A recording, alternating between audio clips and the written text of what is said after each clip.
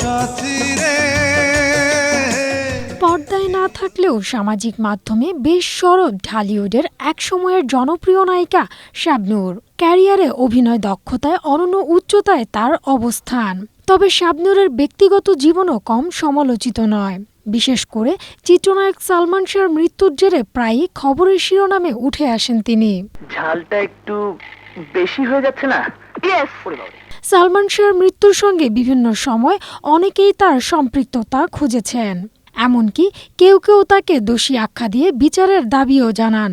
ঠিক তখনই সামাজিক মাধ্যমে একটি পোস্ট দিলেন নায়িকা। স্ট্রবেরি সুপার ডটেড ও ক্লাসিক ভ্যারিয়েন্টে সেন্সেশন জাগুক শিহরণ।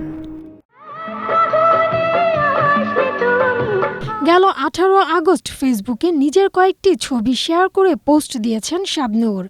ক্যাপশনে তিনি লিখেছেন, মিথ্যা সাময়িক কিন্তু সত্য চিরস্থায়ী।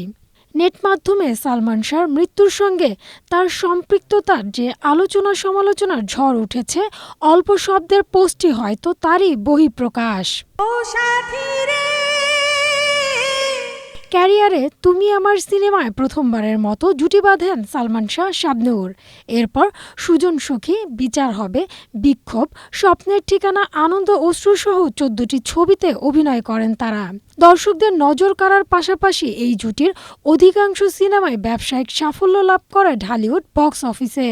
বৃষ্টি রে বৃষ্টি আয় না জোরে। Humaira Siddika, Asia post.